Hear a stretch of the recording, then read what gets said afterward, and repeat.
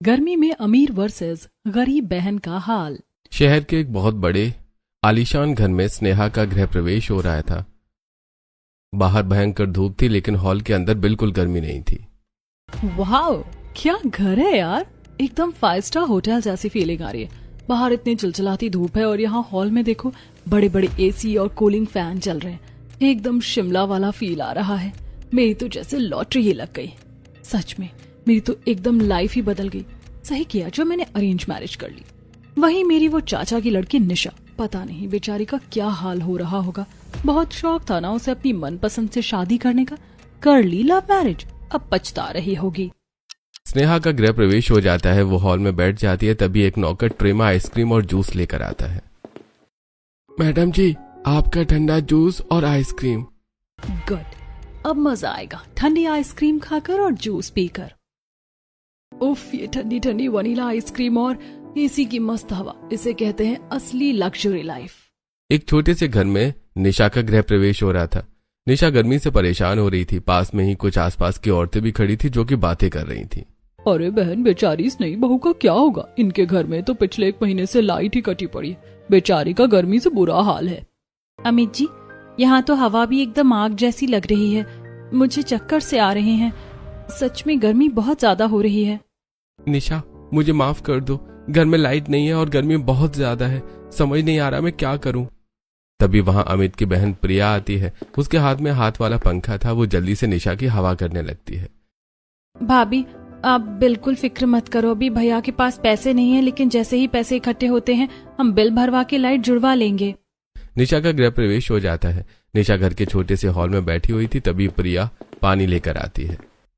भाभी, ये पानी पी लो, थोड़ी सी राहत मिलेगी आपको। प्रिया, पानी तो एकदम गर्म है, ऐसा लग रहा है जैसे उबला हुआ हो। क्या घर में फ्रिज नहीं है क्या? नहीं भाभी, हमारे पास फ्रिज नहीं है। हम लोग तो गर्मी में ऐसे ही मटके का या नॉर्मल पानी पीते हैं। हे भगवान, इतनी भयंकर गर्मी और एक फ्रिज भी नहीं है। क्या हाल होगा मेरा यहाँ। पर कोई बात नहीं, मैं सब मैनेज कर लूंगी धीमे धीमे। रात का समय हो जाता है। स्नेहा अपने बहुत बड़े आलीशान बेडरूम में आती है। रूम में बड़ी सी टीवी और एसी लगा हुआ था। तभी निखिल रूम में आता है। सुनिए, रूम तो बहुत ही ज्यादा प्यारा और बड़ा है। देखो, मुझे डिस्टर्ब मत करो, मैं यहाँ सोने आया हूँ, बातें करने नहीं, तो इसलिए मुझे सोने दो। निखिल ये बोलकर सो जाता है। ठीक है भाई, कोई बात नहीं, कर दे इग्नोर। वैसे भी मुझे कौन सा कोई बहुत बड़ा शौक है तेरे से बात करने का। मुझे तो बस ये अपनी आलीशान जिंदगी एंजॉय करनी है। सच में ऐसा लग रहा है कि मैं कश्मीर में आ गई हूँ। बहुत मजा आ रहा है इस एसी में। हमेशा से मेरा सपना था कि मैं ऐसे ही एसी वाले रूम में सोऊं। फाइनली मेरा सपना सच हो गया। बस मैं तो यही सोच रही हूँ कि मेरी उस छोटी बहन निशा का क्या हो रहा होगा। सच में उसे ना बहुत पछतावा हो रहा होगा लव मैरिज करके। रात का समय हो गया था। निशा अपनी फैमिली के साथ छत पर चटाई बिछाकर सोने की कोशिश कर रही थी। छत दिन भर की धूप से एकदम गर्म हो चुकी थी और पूरा परिवार गर्मी और मच्छर से बहुत परेशान हो रहा था। उफ, ये छत तो एकदम गर्म तवे जैसी हो रही है और ये मच्छर तो और ज्यादा परेशान कर रहे हैं। उफ, गर्मी। निशा, लाओ ये पंखा मुझे दो, तुम्हारे हाथ दर्द करने लगेंगे, मैं कर देता हूँ तुम्हारी हवा। मुझे पता है तुम्हें इन सब चीजों की आदत नहीं है, पर तुम बहुत स्ट्रांग हो यार। और हाँ, देखना एक दिन मैं तुम्हारे लिए इतना बड़ा पंखा लाऊंगा कि तुम उड़ ही जाओगी। अरे नहीं पापा, मुझे नहीं उड़ना कहीं भी। आप हो ना मेरे साथ मेरा मूड ठीक करने के लिए, बस वही बहुत है। मुझे कोई परेशानी नहीं है, आप बस ऐसे ही मेरे साथ रहना। निशा अमित ऐसी बात करते हुए सो जाते हैं। अगले दिन सुबह स्नेहा अपनी पहली रसोई की रस्म के लिए किचन की तरफ जा रही थी। यार पता नहीं रसोई में कितनी गर्मी होगी। अपने मायके में तो गैस के पास बैठकर एकदम हालत खराब हो जाती थी मेरी। पसीने से सारा मेकअप बह जाता था। देखते हैं यहाँ क्या होता है। स्नेहा जैसी किचन में आती है वो हैरान रह जाती है। किचन बहुत बड़ी और आलीशान थी। वहां पहले से 2 नौकर खड़े थे और एसी भी लगा हुआ था। अरे वाह, ये किचन है या कोई कैफे? सुनो तुम लोग, बस तुम लोग मेरी थोड़ी बहुत हेल्प करना। आज मेरी पहली रसोई है तो खाना मैं खुद ही बनाऊंगी। चलो सामान निकाल कर दो मुझे। खाना बनाने में लग जाती है। वाओ, लो गैस एकदम फुल पर चल रही है, लेकिन तब भी जरा सी गर्मी नहीं लग रही। सच में मजा आ रहा है यहाँ पर खाना बनाने में। स्नेहा खाना तैयार करती है और डाइनिंग टेबल पर जाकर सभी को सर्व करती है। उधर निशा की पहली रसोई में वो किचन में जाती है, जो कि बहुत छोटी है। गैस की जगह वो वहाँ एक मिट्टी का चूल्हा था। निशा उस पर ही खाना बनाने लगती है। ये भगवान, ये रसोई है या कोई तंदूर? एक तो इतनी गर्मी, ऊपर से ये चूल्हा। गैस क्यों नहीं है यहाँ? धुएं की वजह से तो मेरी आंखें जल रही हैं। भाभी आप परेशान मत होइए, मुझे पता है आपको चूल्हे की आदत नहीं है, पर क्या करें, गैस हमारे पास सिलेंडर नहीं है। प्रिया, मैंने कभी चूल्हे पर खाना नहीं बनाया, ये मेरा फर्स्ट टाइम है। निशा जैसे तैसे खाना तैयार करती है और सभी को सर्व करती है। अरे बाप रे बहू, ये कैसा खाना बनाया है? आज पहली रसोई थी, कुछ तो ढंग का बनाती, पूरा खाना बेकार बना है। सॉरी माँ जी, वो किचन में बहुत ज्यादा गर्मी थी और चूल्हे की आग से मेरी हालत खराब हो गई थी। धुएं में कुछ दिख ही नहीं रहा था। मुझे चूल्हे पर खाना बनाने की आदत नहीं है ना, इसीलिए सब गड़बड़ हो गया, पर आगे से ध्यान रखूंगी। अरे बहू, अगली बार से ढंग का खाना चाहिए मुझे। दोपहर का समय हो जाता है। बाहर बहुत तेज धूप थी। स्नेहा घर के बाहर खड़ी थी और कुछ पड़ोसनों से बात कर रही थी। अरे स्नेहा बेटा, भयंकर गर्मी है आज, हमारे घर में तो लाइट ही नहीं है। गर्मी ने तो जीना हराम कर रखा है। जब तक लाइट नहीं आ जाएगी तब तक तो चैन नहीं मिलेगा। अरे यार, बाहर लाइट नहीं है मतलब अंदर भी लाइट गई होगी। मेरा एसी बंद हो गया होगा। स्नेहा घबराते हुए हॉल में आती है, लेकिन देखती है कि हॉल की सारी लाइट्स ऑन है और एसी भी चल रहा है। मम्मी जी, हमारे घर में लाइट कैसे है? बाहर तो लाइट नहीं है। पड़ोसन भी कह रही थी कि पूरे मोहल्ले की लाइट कटी हुई है। अरे मेरी भोली बहू, वो लोग मिडिल क्लास हैं, उनके यहाँ जनरेटर थोड़ी ही लगे हैं। हमारे यहाँ बड़े बड़े जनरेटर लगे हैं जो एक साथ 4-4 एसी भी चला सकते हैं। इसीलिए तुम बेफिक्र रहो, मोहल्ले की लाइट जाए या ना जाए, पर हमारी लाइट कभी नहीं जाएगी। वाह मम्मी जी, मजा आ गया। मेरे ससुराल में तो इन्वर्टर और जनरेटर दोनों है। अब लाइट चली भी जाएगी तो कोई बात नहीं। निशा अपने कमरे में अमित के साथ बैठकर बातें कर रही थी। वो बहुत परेशान थी। अमित जी प्लीज, जैसे तैसे करके आप वो बिजली का बिल भरवा दीजिए, मैं परेशान हो गई हूँ इस गर्मी से। निशा मैं क्या करूं, मैं मजबूर हूं। मेरे पास इतने पैसे नहीं है कि मैं बिल भर सकूं। मैंने मालिक से एडवांस मांगा था, पर उसने अभी मेरी सैलरी भी नहीं दी। अमित जी आप एक काम कीजिए, मेरी ये चेन ले जाइए और इसे सुनार को बेच दीजिए। बस कैसे भी करके बिल भरवा दीजिए। निशा मुझे माफ कर दो। एक पति होकर मैं तुम्हारी एक छोटी सी जरूरत पूरी नहीं कर पा रहा हूँ और आज मुझे तुम्हारे गहने बेचने पड़ रहे हैं। अमित ये बोलकर वहां से चला जाता है और बिल भर देता है और घर की लाइट आ जाती है। निशा खुश होकर अपने रूम में आती है। वो देखती है कि घर में बस 2 छोटे छोटे टेबल फैन हैं। ये लो, घर में सिर्फ 2 ही पंखे हैं। एक हॉल में रखा है जहाँ माँ जी, बाबूजी और प्रिया सोते हैं, और एक ये है जो मेरे रूम में है। निशा पंखा चलाती है। पंखा बहुत धीमे में चल रहा था।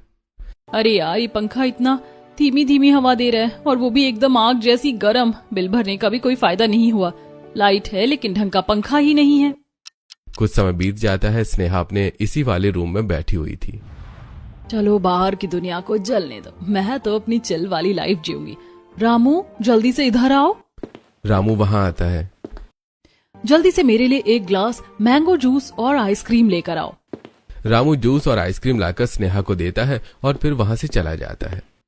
उफ, ये लाइफ एसी की ठंडी हवा, हाथ में आइसक्रीम और टीवी पर फेवरेट शो, इसे कहते हैं असली मजे। शाम का समय हो जाता है। स्नेहा किचन में जाती है। वो डबल डोर वाला फ्रिज खोलती है। वाह, ये डबल डोर फ्रिज सच में बहुत बढ़िया है और अंदर सब्जियां एकदम फ्रेश हैं और फल भी एकदम ठंडे हैं। स्नेहा पानी की बोतल निकालकर पानी पीती है। ये एकदम चिल्ड ठंडा पानी पीकर तो आत्मा खुश हो गई। उधर निशा अपने घर की छोटी सी किचन में खड़ी थी। उसके सामने कुछ सब्जियां रखी थी जो कि गर्मी की वजह से खराब हो रही थी।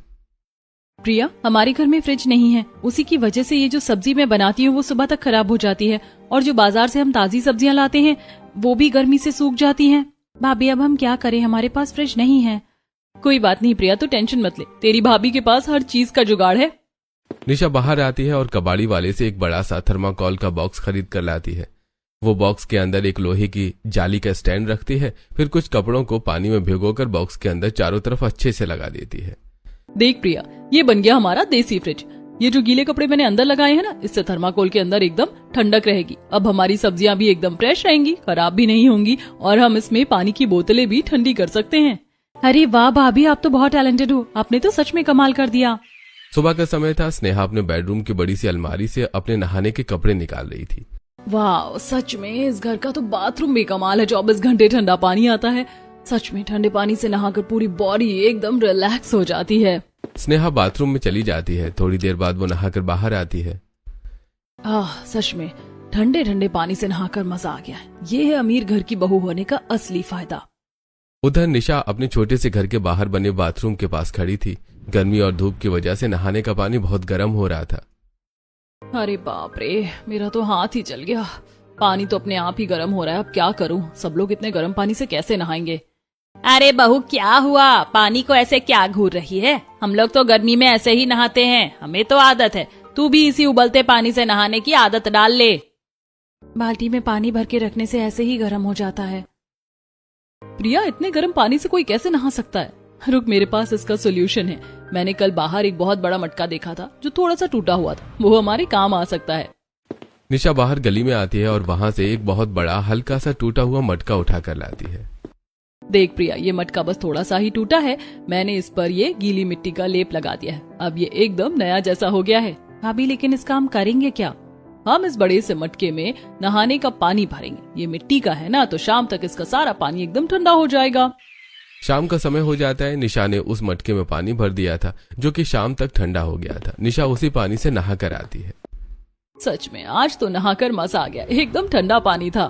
अरे निशा, आज तो मैंने भी उसी मटके के ठंडे पानी से नहाया है। दिन भर की सारी थकान मिट गई उस पानी से। रात का समय हो जाता है। निशा का पूरा परिवार जमीन पर चटाई बिछाकर खाना खाने बैठा हुआ था। अमित खाना खा रहा था, तभी उसे अचानक बहुत तेज मिर्ची लग जाती है। अरे बाप रे, पानी, जल्दी पानी दो, बहुत तेज मिर्ची लग गई। प्रिया जल्दी से अमित को पानी देती है। लो, ये पानी भी एकदम गर्म है। अगर ठंडा पानी होता तो प्यास भी जल्दी बुझ जाती और मुंह की मिर्ची भी कम हो जाती। अमित जी, आप परेशान मत होइए। मैंने नहाने के पानी की जुगाड़ की है ना, तो पीने के ठंडे पानी की भी जुगाड़ करती हूँ। निशा एक छोटा सा मटका लाती है और वो पुराने कपड़ों को पानी में भिगोती है और उन्हें मटके के चारों तरफ अच्छी तरह से लपेट देती है। ये देखिए, मैंने अब इस मटके को इन मोटे और गीले कपड़ों से कवर कर दिया है। बाहर से हवा लगेगी तो अंदर का पानी एकदम फ्रिज जैसा जल्दी ठंडा होगा। अरे वाह बहू, तेरा दिमाग तो सच में बहुत तेज चलता है। अगले दिन दोपहर को स्नेहा मार्केट में सब्जी लेने आई थी। उसके एक हाथ में छोटा सा बैटरी वाला फैन था। सच में ये बैटरी वाला फैन बहुत बढ़िया चीज है। इसे कहीं भी ले जा सकते हैं और गर्मी भी नहीं लगेगी। इन नौकरों से कुछ मंगवाओ तो अच्छी चीज नहीं लाते, इसीलिए आज मैं खुद ही आ गई। भैया, मुझे एकदम फ्रेश ब्रोकली और कलरफुल शिमला मिर्च देना। स्नेहा महंगी सब्जियां खरीद रही होती है, तभी उसकी नजर थोड़ी दूर खड़ी निशा पर पड़ती है। निशा भी एक ठेले से सब्जियां ले रही थी। भैया, आप तो यही वाले टमाटर और लौकी दे दीजिए। ये थोड़े से ही तो कट फिट गए हैं, खराब थोड़ी हैं। मैं घर जाकर इनको ठीक कर लूंगी। स्नेहा निशा को देख लेती है और वो उसके पास आ जाती है। अरे निशा, तू यहाँ क्या कर रही है? दीदी, आप यहाँ? इसका मतलब आपका ससुराल भी यहीं पास में ही है। हाँ, लेकिन देख देख, तेरी गर्मी में कितनी बेकार हालत हो रही है। पसीने से नहा रही है तू, और शक्ल देख अपनी, धूप में घूम घूम कर। सच में तू कितनी काली भी हो गई है। और मुझे देख, एसी में रहकर मैं तो पहले से और ज्यादा ग्लो कर रही हूँ। दीदी, गर्मी है तो पसीना तो आएगा ही ना। आप कैसी हैं? घर में सब कैसे हैं? देख, मेरा ये बैटरी वाला फैन, ये सच में बहुत मजेदार है। और तू ये सड़ी गली और कटी हुई सब्जियां ले रही है। अरे अगर पैसे नहीं है तो मुझे बोल देती, मैं दिलवा देती कुछ ढंग का। स्नेहा यह बोलकर वहां से चली जाती है। निशा अपने घर वापस आ जाती है। मेरी बहन तो एकदम बदल गई है। लगता है उसे अमीर घर और पैसों का बहुत ज्यादा घमंड आ गया है। लेकिन दीदी पहले ऐसी नहीं थी। मुझे याद है जब उस लड़के ने मुझे परेशान किया था। निशा कॉलेज से आ रही थी, तभी मोहल्ले का एक लड़का उसे परेशान करने लगता है। निशा जल्दी से उस लड़के से बचकर घर आ जाती है और रोने लगती है। निशा, क्या हुआ? तू ऐसे रो क्यों रही है?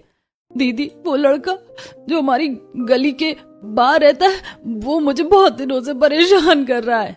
अच्छा, उसकी इतनी हिम्मत कि उसने मेरी बहन को परेशान किया। मैं अभी बताती हूँ इसे। स्नेहा डंडा लेकर उस लड़के के पास जाती है और उसे सबके सामने पीटना शुरू कर देती है। आइंदा अगर मेरी बहन की तरफ आंख भी उठाकर देखा ना तो तेरी दोनों आंखें निकाल लूंगी। अब भाग यहाँ से। सच में दीदी पहले कितनी अच्छी थी, हमेशा मेरे लिए लड़ जाती थी, लेकिन अब वो पूरी तरह बदल गई हैं। उधर स्नेहा अपने एसी वाले रूम में बैठी हुई थी। ये मेरी छोटी बहन निशा तो एकदम ही बदल गई है यार। मैंने उसे शादी से पहले कितना समझाया था कि लव मैरिज मत कर, लेकिन वो मानी नहीं। अपनी मर्जी चला ली और अब पक्का रो रही होगी वहाँ। मैं तो अब उसे अपनी बहन भी नहीं मानती। उसे लगता है कि मेरे पास पैसा आ गया है तो मुझे घमंड आ गया। अरे असल में घमंडी तो वो खुद है। खुद की गलतियों को छुपाने के लिए एटीट्यूड दिखा रही थी मुझे मार्केट में। रात का समय हो जाता है। पूरे शहर में ब्लैकआउट हो गया था। निशा के घर में एकदम अंधेरा था। हे भगवान, जान निकाले, इससे अच्छा तो ये लाइट वालों को भी इसी टाइम लाइट काटनी थी। हवा भी एकदम गर्म आ रही है बाहर से। माँ जी आप घबराइए मत, मैं अभी कुछ जुगाड़ करती हूँ। निशा कुछ कपड़ों को पानी में भिगोती है और रूम की खिड़की पर अच्छी तरह से टांग देती है। देख प्रिया, अब बाहर से जो गर्म हवा आएगी ना, वो इन गीले कपड़ों से टकराकर एकदम ठंडी हो जाएगी। इससे हमारा ये छोटा सा हॉल थोड़ा तो ठंडा हो ही जाएगा। हाँ बहू, थोड़ी सी राहत तो मिली। कुछ भी कर लो, ये गर्मी कम नहीं होने वाली। मेरे ये छोटे मोटे जुगाड़ भी इस गर्मी के सामने फेल हो रहे हैं। उधर स्नेहा अपने बंगले की छत पर खड़ी थी। किसी के यहाँ लाइट नहीं थी, बस स्नेहा के घर पर ही लाइट थी। वाह, देखो तो जरा, पूरे शहर में सब लोग अंधेरे और गर्मी से परेशान हो रहे हैं। सब जगह अंधेरा है, बस एक मेरा घर ही है जो किसी महल की तरह चमक रहा है। और मेरा एसी वो तो एकदम फर्स्ट क्लास चल रहा है। लाइट चली भी गई तब भी मुझे रत्ती भर का फर्क नहीं पड़ रहा है। स्नेहा मुस्कुराते हुए रोमांस से चली जाती है। अगले दिन दोपहर को स्नेहा मॉल में शॉपिंग करने जाती है। ओफ, ये बाहर की गर्मी तो एकदम स्किन जला रही है। तभी उसकी नजर मॉल के सामने वाली फुटपाथ पर पड़ती है, जहाँ एक छोटी सी दुकान पर निशा कुछ सस्ते कपड़े देख रही थी। अरे छोटी, तू यहाँ फुटपाथ पर क्या कर रही है? ओहो, मैं तो भूल ही गई थी, तेरे बजट में मॉल के कपड़े कहाँ आएंगे। तू यहीं से शॉपिंग कर ले, 200 वाले कपड़ों की। तभी अचानक स्नेहा को चक्कर आ जाते हैं। दीदी, दीदी क्या हुआ आपको? स्नेहा गिर जाती है। निशा जल्दी से उसे संभालती है और उसकी हवा करती है और उसे पानी पिलाती है। दीदी आप ठीक तो है ना? आप ना 24 घंटे फुल एसी में रहती हैं, आपकी बॉडी को नॉर्मल हवा की आदत ही नहीं रही, इसीलिए जैसे ही आप इस धूप में आई आपको चक्कर आ गया। थोड़ा बहुत बिना एसी के नॉर्मल हवा और धूप में भी रहा कीजिए। एक्सक्यूज मी, तू कौन होती है मुझे समझाने वाली? मैं एसी में रहूं या फ्रिज में बैठूं मेरी मर्जी, मुझे तेरी इन मिडिल क्लास एडवाइस की कोई जरूरत नहीं है। स्नेहा यह बोलकर वहां से चली जाती है। स्नेहा घर पहुंचकर सीधे किचन में जाती है। लगता है उस बाहर की गर्मी और उस मनहूस निशा की शक्ल देखकर मुझे थोड़ी कमजोरी हो गई है, लेकिन सही है, मेरे घर में हर चीज का इलाज है। ये महंगे और अच्छे फ्लेवर वाले जूस और ग्लूकोज पीकर मेरी बॉडी एकदम हाइड्रेट और ठंडी रहती है। गर्मी लगने का तो कोई सवाल ही नहीं है। दूसरी तरफ निशा भी गर्मी से बहुत परेशान हो रही थी। माँ जी, बाबूजी, आप लोगों की तबीयत तो बहुत खराब लग रही है। इस गर्मी से डिहाइड्रेशन हो गया आप दोनों को, और इतने पैसे भी नहीं है कि मैं जाकर मार्केट से ग्लूकोज का डिब्बा ले आऊं। प्रिया, तू हवा कर इनकी, मैं अभी आती हूँ। निशा मटके का ठंडा पानी लेती है और उसमें नमक, चीनी और थोड़ा सा नींबू निचोड़कर एक देसी ग्लूकोज तैयार करती है। ये लीजिए बाबूजी, ये पीजिए माँ जी, ये मेरा घर का बना एकदम देसी ग्लूकोज है। ये बाजार वाले ग्लूकोज से भी ज्यादा फायदा करेगा। शांति देवी और गिरधारी जी वो जूस पीते हैं और कुछ ही देर में उन्हें आराम मिलने लगता है। अगले दिन निशा बाजार से कुछ सस्ते और हल्के दगीले आम खरीद कर लाती है और उसने उन आमों से बढ़िया जूस तैयार करती है। इससे मेरी और मेरे घर वालों की बॉडी तो ठंडी रहेगी, पर ये मैंगो जूस तो मेरी स्नेहा दीदी को भी बहुत पसंद है ना। चलो आज उनके लिए लेकर जाती हूँ, शायद उन्हें अच्छा लगे। निशा स्नेहा के आलीशान घर पहुंचती है। दीदी देखो, मैं तुम्हारे लिए तुम्हारे फेवरेट आम का जूस बनाकर लाई हूँ। छी, इसे यहाँ से हटा, पक्का ये उन सड़े गले और दागी आमों का जूस होगा। निशा, मैंने कल तुझे मार्केट में वो सड़े हुए आम खरीदते हुए देख लिया था। और हाँ, तुझे यहाँ बहुत ठंड लग रही होगी ना? लगेगी, एकदम कश्मीर जैसा माहौल है मेरे घर में। अब यहाँ से निकल जा। ठीक है दीदी, जैसी आपकी मर्जी। निशा दुखी होकर वहां से चली जाती है। कुछ दिनों बाद स्नेहा एक शादी में जाती है। अरे वाह स्नेहा, क्या लग रही हो तुम, एकदम हीरोइन। बड़ी सी एसी वाली गाड़ी में आई हो, तभी तुम्हारा मेकअप एकदम बढ़िया है। तभी वहां एक ऑटो आकर रुकता है। निशा और उसका पति अमित ऑटो से बाहर आते हैं। गर्मी और ऑटो की धूल मिट्टी की वजह से निशा की हालत खराब हो चुकी थी। ओह माय गॉड, वो देखो आ गई हमारी ऑटो वाली दीदी। बेचारी का चेहरा तो देखो एकदम जोकर लग रही है, और मुझे देखो मैं कितनी सुंदर लग रही हूँ, और मेरा मेकअप भी कितना बढ़िया है, क्योंकि मैं एसी वाली कार से आई हूँ। सही कहा दीदी, मेरा मेकअप इस गर्मी और पसीने से थोड़ा खराब जरूर हो गया है, क्योंकि मैं ऑटो से आई हूँ। ये सच है कि मेरी शक्ल बिगड़ी है, पर आपका तो पूरा का पूरा किरदार ही बिगड़ गया है पैसों के घमंड में। तू मुझसे जुबान लड़ा रही है? जुबान नहीं लड़ा रही दीदी, बस आपको आईना दिखा रही हूँ। स्नेहा गुस्से से वहां से चली जाती है और सीधे अपने घर पहुंचती है। कल मेरी एनिवर्सरी पार्टी है। इस पार्टी में शहर के सारे अमीर लोग आएंगे, और हाँ, उस ऑटो वाली निशा को भी तो बुलाना है। उसने आज मेरी सबके सामने बेइज्जती की थी ना, अब मैं उसे अपनी पार्टी में बुलाऊंगी और सबके सामने उसकी ऐसी बेइज्जती करूंगी कि वो जिंदगी भर याद रखेगी। स्नेहा अपनी कार से निशा के घर आती है। उफ, कितनी गर्मी और बदबू है इस घर में। मुझे तो पहले से ही पता था कि तुम्हारे इस ओवन जैसे घर में गर्मी होगी, इसीलिए मैं अपना ये पर्सनल फैन साथ लाई हूँ। आइए बैठिए। अंकल जी, मैं यहाँ बैठने नहीं आई हूँ, और वैसे भी यहाँ बैठने में मेरे कपड़े गंदे हो जाएंगे। दीदी, आप यहाँ क्या करने आई हैं? तभी प्रिया स्नेहा के लिए पानी लाती है। अरे रहने दे, मुझे ये मटके का कीटाणु वाला पानी नहीं पीना। मैं तो बस ये बताने के लिए आई थी कि कल मेरी एनिवर्सरी पार्टी है, आ जाना तुम सब लोग। कम से कम इसी बहाने तुम लोगों को एसी की ठंडी हवा और ढंग का खाना वाना तो नसीब हो जाएगा। ठीक है दीदी, हम आ जाएंगे। अगले दिन रात का समय था। स्नेहा की एनिवर्सरी पार्टी चल रही थी। हॉल में बड़े बड़े कूलिंग फैन लगे हुए थे। निशा अपनी पूरी फैमिली के साथ वहां पहुंचती है। अरे वाह बहू, यहाँ तो बहुत ठंडक है। सच में माँ, यहाँ तो बहुत ज्यादा मजा आ रहा है। स्नेहा उन लोगों को कूलर के सामने खड़ा देखकर भड़क जाती है। तुम लोगों को ये बड़े एसी और कूलर देखने की आदत नहीं है ना, इसीलिए मक्खियों की तरह इस कूलर से चिपक गए हो। देख लो सब लोग, ये है मेरी छोटी बहन और इसका महान ससुराल। मैंने सोचा बेचारों को बुला लूं, थोड़ा अच्छा खाना खा लेंगे, पर इनकी तो हरकतें ही एकदम रोड छाप हैं। दीदी, बहुत हो गया आपका ये ड्रामा। हम यहाँ आपकी खुशी में शामिल होने आए थे, आपकी गालियां सुनने नहीं। अमित जी, माँ जी, चलिए यहाँ से। निशा अपनी फैमिली के साथ वहां से चली जाती है। कुछ दिनों बाद दोनों निशा और स्नेहा अपने मायके आई हुई थी। दीदी, आप कैसी हैं? घर में सब ठीक है? हाँ, मेरे ससुराल में तो सब फर्स्ट क्लास है। वैसे छोटी, चलिए बता, तेरे ससुराल में कौन सी कंपनी का फैन या कूलर लगा है? ओह शिट, मैं तो भूल ही गई थी। तुम लोगों के पास तो हाथ वाला पंखा है ना? अच्छा एक बात बता, उस हाथ वाले पंखे की भी कोई ब्रांड या कंपनी होती है क्या, या फिर वो तुम लोगों ने घर पर ही कूड़ा कबाड़ जोड़कर बना लिया है? दीदी, आपको मेरी गरीबी का मजाक उड़ाकर क्या मिलता है? अपनी औकात में रहकर बात कर। गरीब से शादी की है ना, भुगत अब। स्नेहा वहां से चली जाती है। कुछ दिन बाद स्नेहा वापस अपने ससुराल आ जाती है। एक दिन स्नेहा के बेडरूम का एसी अचानक से खराब हो जाता है। निशा का पति अमित, जो अपनी कम सैलरी की वजह से एक्स्ट्रा पैसे कमाने के लिए एसी रिपेयरिंग का काम भी करता है, वहां एसी ठीक करने आता है। ओह, तो तुम मेरी बहन के हस्बैंड कम और मैकेनिक ज्यादा हो। चलो जल्दी से मेरा एसी ठीक करो। अमित कुछ ही देर में एसी ठीक कर देता है। स्नेहा जी, एसी ठीक हो गया है, क्या मुझे थोड़ा पीने का पानी मिल सकता है? हाँ, क्यों नहीं। स्नेहा फ्रिज से एकदम चिल्ड पानी लाती है और अमित को देती है। अमित जैसे ही पानी पीता है तो उसे पानी पिया ही नहीं जाता, क्योंकि पानी कुछ ज्यादा ही ठंडा था। अरे हाँ, मैं तो भूल ही गई थी कि तुम गरीब लोगों को तो उबला हुआ पानी पीने की आदत है। रुको, मैं तुम्हारे लिए वो गैस पर पानी गर्म करके लाती हूँ। अमित को बहुत बुरा लगता है। वो एसी ऑन करता है और एसी की ठंडी हवा आने लगती है। अमित कुछ देर के लिए एसी के सामने खड़ा होकर वो ठंडी हवा खाने लगता है। आज तो मैं आराम से एसी फुल पर चलाकर सोऊंगी।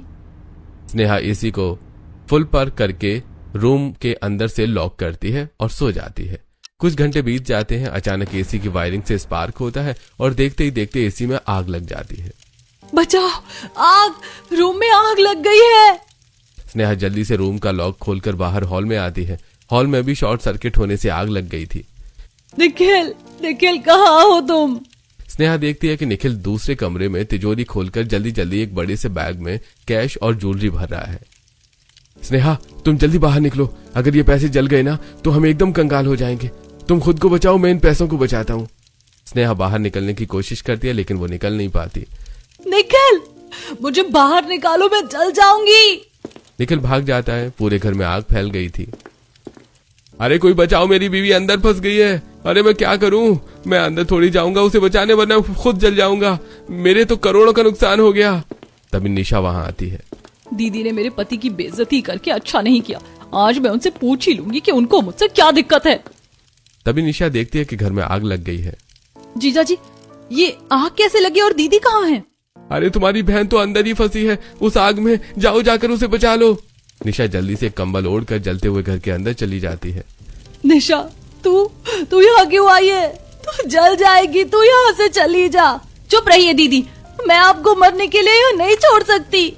निशा स्नेहा को अपना कंबल उड़ाती है और जैसे तैसे उसे बचा कर ले आती है। स्नेहा कंबल की वजह से कम जली थी लेकिन निशा ज्यादा जल गई थी। निशा स्नेहा को अपने घर ले जाती है और उसके जले हुए हाथों पर दवाई लगाने लगती है। दीदी, बहुत दर्द हो रहा है ना, बस थोड़ा सा बर्दाश्त कर लो। अभी ये ठंडी बर्फ और ट्यूब लगा देती हूँ तो जलन थोड़ी कम हो जाएगी। निशा, तेरे हाथ, तूने तो अपने हाथ पूरी तरह से जला लिए। मुझे उस आग से निकालने के चक्कर में तू पागल है क्या? खुद को देख, तू भी तो कुछ ट्यूब लगा ले अपने हाथों पर। अरे नहीं दीदी, मैं तो एकदम ठीक हूँ, मैं बाद में लगा लूंगी। तभी निखिल, वसुंधरा और अशोक जी वहां आ जाते हैं। सब कुछ तुम्हारी वजह से हुआ है स्नेहा।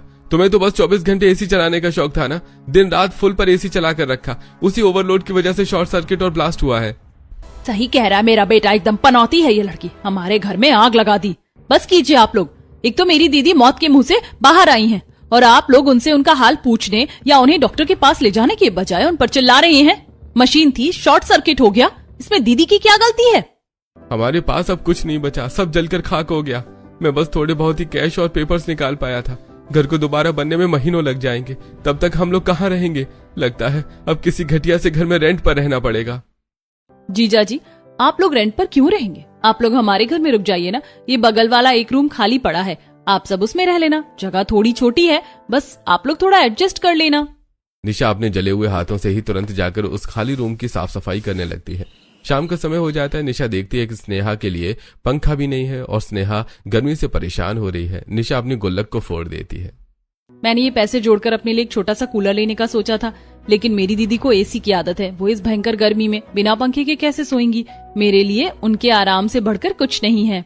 निशा उन पैसों से छोटा कूलर मंगवाती है और स्नेहा के बेड के एकदम सामने लगा देती है। रात के समय निशा किचन में चूल्हे के सामने बैठी खाना बना रही थी। हे भगवान, कितनी गर्मी है और ये मेरे लिए इस हालत में भी खाना बना रही है। निशा थाली में खाना लेकर स्नेहा के पास आती है। स्नेहा अपने जले हुए हाथों से खाना नहीं खा पा रही थी। अरे दीदी रुकिए, आपके हाथों में बहुत दर्द है ना, आप रहने दीजिए, लाइए मैं खिला देती हूँ आपको अपने हाथों से। निशा अपने हाथों से स्नेहा को खाना खिलाती है।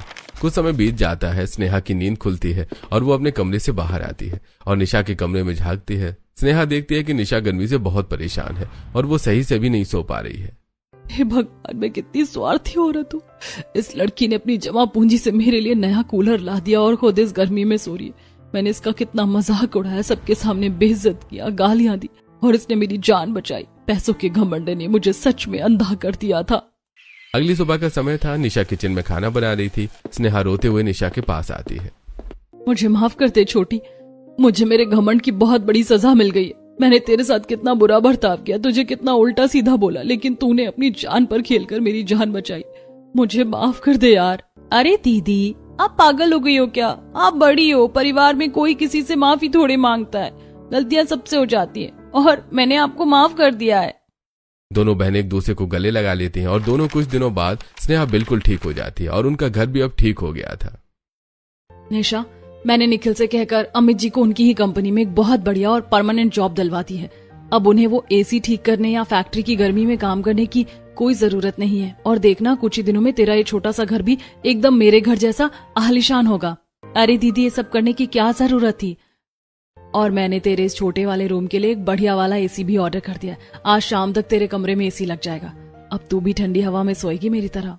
दीदी, अरे इतना पैसा क्यों खर्च कर रही हो मेरे लिए? तुम साथ हो, बस यही बहुत है। अरे तूने मेरी जान बचाई है पगली, मैं अपनी इकलौती बहन के लिए इतना तो कर ही सकती हूँ। कुछ दिनों बाद निशा और अमित का नया घर की ओपनिंग है। अरे बहुत बहुत बधाई हो अमित, तुमने इतने दिनों में बहुत मेहनत से काम किया हमारे ऑफिस में। ये नया घर तुम लोग डिजर्व करते हो। कांग्रेचुलेशंस। इतनी गर्मी और गरीबी झेलने के बाद नया घर, ऐशो आराम देखना एक सपना लग रहा है। अब दोनों बहनें पड़ोसन बन गई हैं। अब हम हमेशा साथ रहेंगे। दोनों बहनों के ससुराल और मायके वाले साथ मिलकर पार्टी की और हंसी खुशी रहने लगे।